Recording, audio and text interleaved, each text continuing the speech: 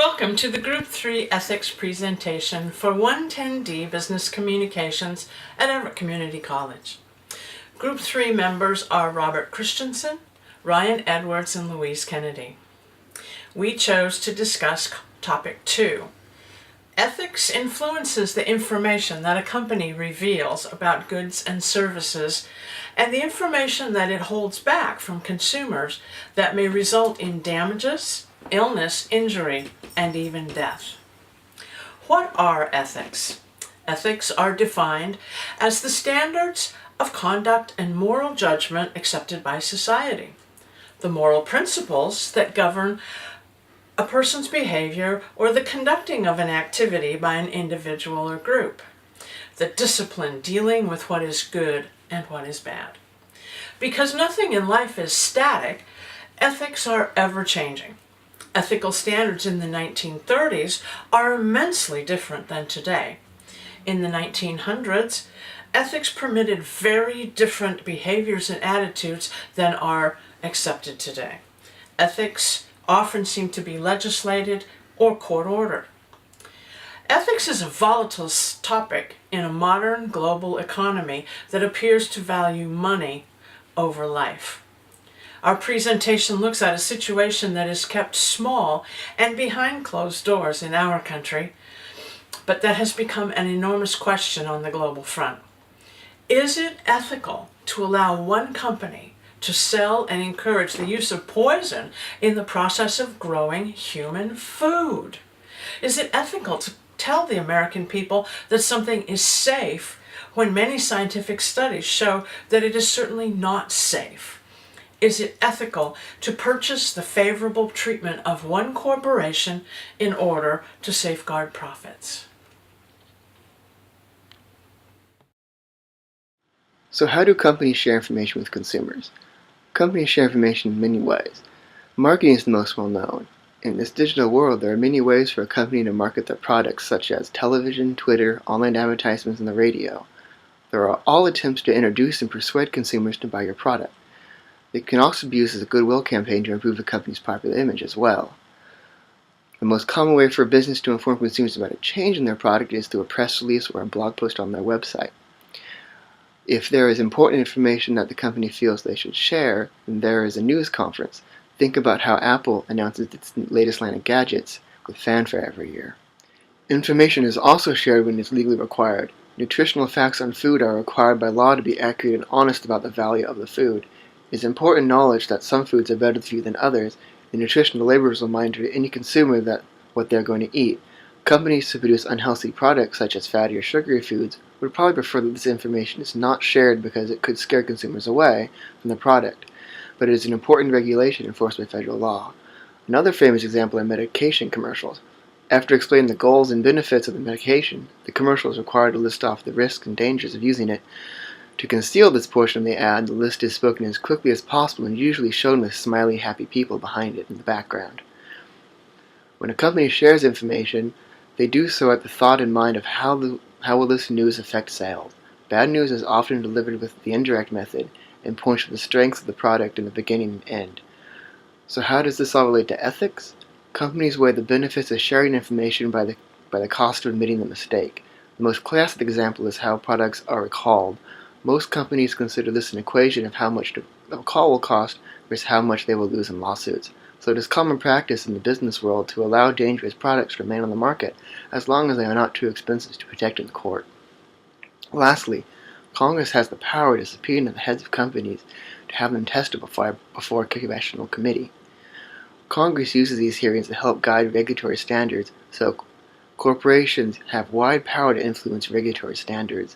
These meetings are supposed to be held under oath, and CEOs are expected to be honest and forthright with the truth.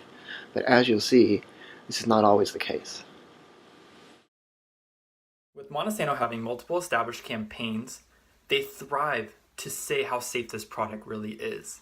There are numerous amount of websites stating how great this product is and how presentable and how the product is presented to kill weeds. Their experts are their own very well-paid employees. So in about 1983, they used this product on a body of mice in a laboratory and the population of the mice was about 400. After the conclusion of the product being injected into the mice, however, some of the mice came back with rare tumors. This came from the product of Monsanto's Roundup. Monsanto responded to this study as that it cannot be right because product is safe for everyone. But what the Roundup did was it produced tumors from the mice. The EPA toxicology experts concluded that this product does cause cancer. With Monsanto not believing the EPA conclusion, the EPA's mission was to protect the public from the hazardous chemical that is being injected into our bodies and also into the environment. As the EPA continued to fight back, they angrily said that Monsanto must redo their tests, but Monsanto refused. With this issue still being uncertain a decade later, the EPA got worn out and agreed to the Monsanto study that it does not create cancer. With the disinformation the company keeps giving out, they have hired thousands of people to respond to the comments and rude things that have been said all over the internet to cover themselves up. Monsanto has hired and trained their employees to be an attacking army and to refuse anyone who tries to reveal problems regarding the pesticide Roundup. Monsanto has hidden behind power, monies, and lies for decades and has been piling up many lawsuits, and the scientific evidence is becoming harder to ignore. The photos of the tumors that have been discovered on the mice with this case study that was produced earlier has brought up many attention to the people and who have started asking about their product, and it is becoming harder for them to brush off. Last year, the WHO, which is the World Health Organization, classified that the weed killer is probably cancerous to humans after the panel of experts has looked into all the publicly produced information and research provided. The state of California now has listed that the product Roundup is a chemical that causes cancer. 93% of Americans have tested positive for this chemical being found in their urine. And this was from a result of a testing project that has been started in 2015. It is true that 70% of the potable water contains glyphosate. This company overall has no problem hiding any of their information from their consumers and lying about it to make their product profitable. If this method has worked now, it will continuously work until someone has broken to them for lying. As of 2015, the German company Bayer, who bought them earlier for $62.5 million, has made more than $4.6 billion from the chemical Roundup. And now here, I am passing you off to Luis. As you watch this video, you will be able to understand how Monsanto hides all their information from the consumers that are regarding the product Roundup. We chose to do this subject as a team because of the long-standing situation regarding how Monsanto hides their information from the consumers. Roundup has a huge effect on the land and the people who use this product. The reason this product has actually lasted so long on the shelves is because of the huge profits made. This product can be found throughout the whole food chain and is about 70% of the global potable water and is also found in 90% of human urine. Isn't that fascinating? Like, who would have ever guessed? This company employs many practices to preserve their profits. On June 7, 2018, so about a week ago, Monsanto becomes a portion of a mammoth company called Bayer. Bayer is a German multi-billion-dollar company who has paid $62.5 billion for Monsanto. This will eliminate the current name of Monsanto affiliated with the product Roundup. Over the past 40 years, Roundup has spent millions of dollars to protect their multi-billion-dollar product, Roundup.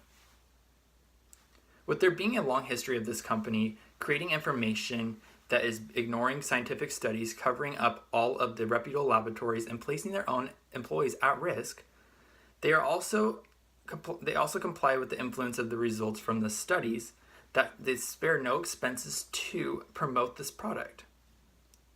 While they discredit scientists and journalists who have challenged this industry, with the results from the study that have been affiliated with the bad news of the product, they will come out always saying that it is not true. They will continue to tell the world that their product is safe for everyone and that it does not harm. Go. Ethics with regard to the law, government, and influence. Our topic concerns Monsanto Roundup, GMOs, and governmental influence. Monsanto is a for-profit company that produces products including the herbicide Roundup.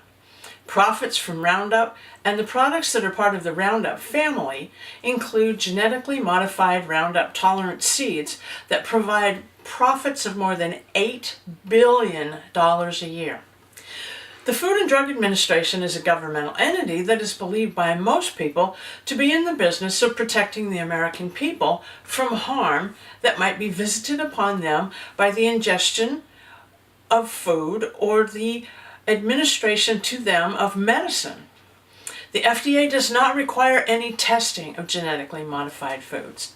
Most of the GMOs are designed to be sprayed with enormous amounts of herbicide Roundup during the course of their production.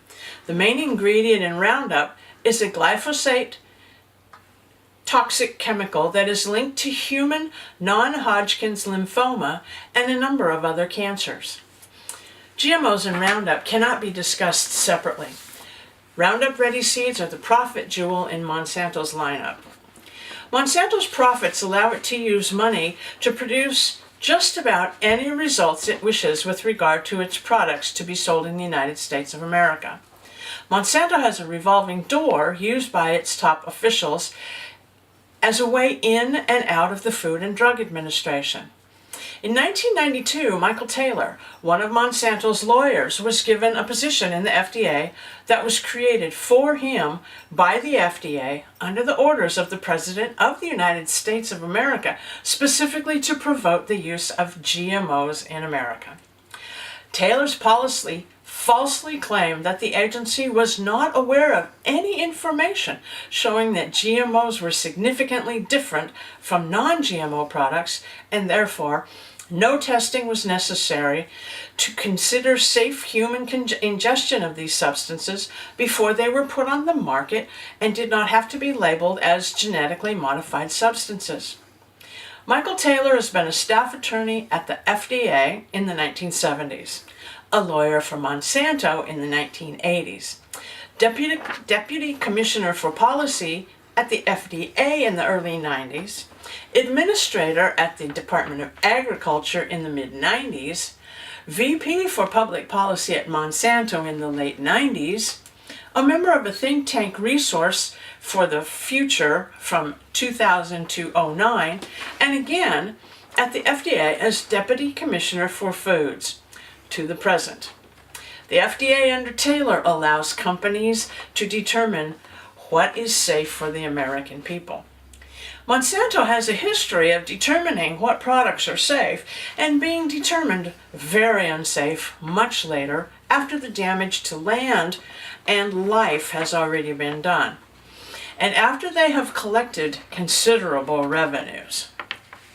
Some of their past failures of safety include Agent Orange, DDT, PCBs, the artificial sweeteners aspartame and saccharin, the genetically modified bovine growth hormone that's put in milk. Monsanto spends millions creating partners that spread information via the internet that appears to be independent sources.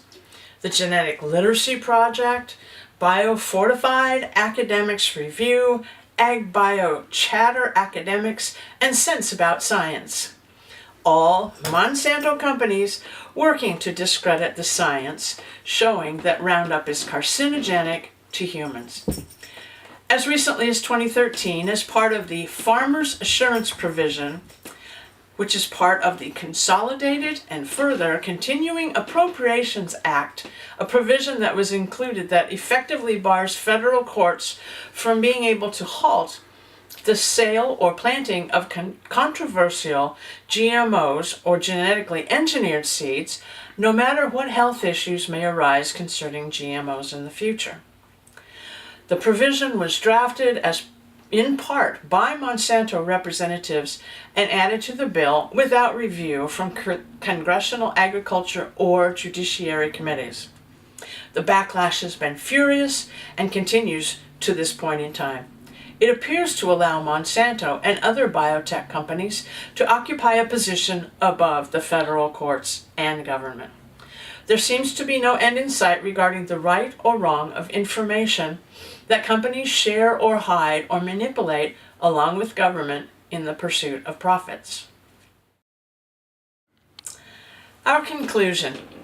Money and power are used to influence the law to protect the products and profits of a multinational, multi-billion-dollar corporation. Money seems to be giving the appearance that if you have the money and power to do what you want, then it is ethical. Perhaps that is the dilemma of ethics. By definition, ethics change as society changes. Society historically does not always change for the good of all humans. What is right and what is wrong? Ethics seems to open more questions than answers. Is it right to use money to influence government to protect profits? Is it right to use money to influence government to protect human beings? Is it wrong to suppress information to push the agenda of certain groups over others? Is it right or wrong to expect and dismiss human collateral damage in the pursuit of profits? Ethics opens more questions than answers. Thank you.